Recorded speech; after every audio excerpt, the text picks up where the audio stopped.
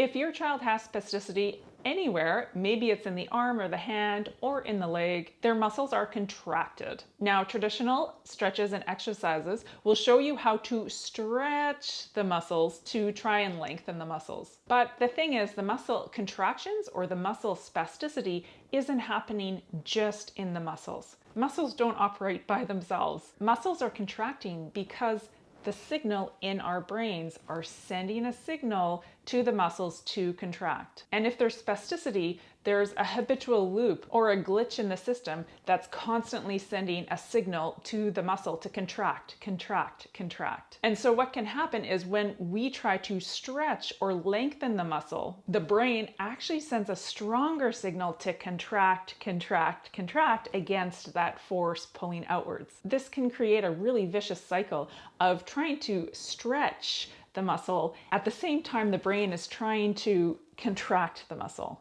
And that's often why I see kids who have gone through stretching exercise programs. Their parents say that often their children will feel loose for a couple hours or a few days afterwards, but they go right back to contracting even tighter after that stretching exercise. It's because physically stretching the muscle doesn't actually get to the root cause of the issue, which is in the brain. What signal is the brain sending to the muscle? How can we disrupt that pattern? How can we change that pattern? The easiest way to access your child's brain to disrupt the habitual pattern of contraction and get a different result is actually to first support the brain in what it's already doing. So if the brain is sending the signal to contract these muscles, by gently supporting that process, by supporting that signal of contraction, holding and gently releasing, you're supporting the signal the brain is sending,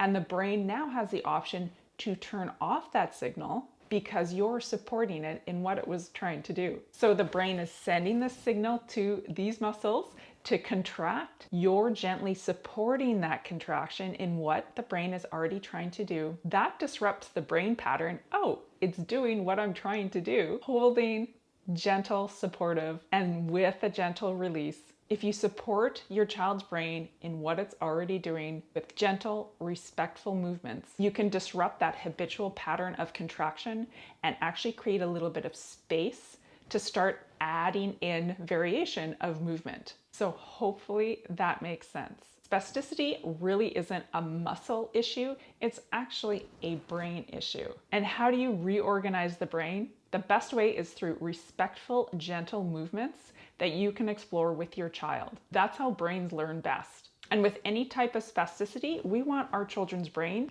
to learn a new way to move, to learn new options and new possibilities. And the very first step starts with supporting their brain in what it's already doing. If you want more information on how to reduce spasticity without stretching, you can check out the free class down below where I give more examples of exactly how you can support your child's brain in what it's already doing. So you can help your child reduce spasticity without painful stretching using gentle, respectful movements that you can do right at home. Don't forget to hit the subscribe button, and we'll see you in the free class.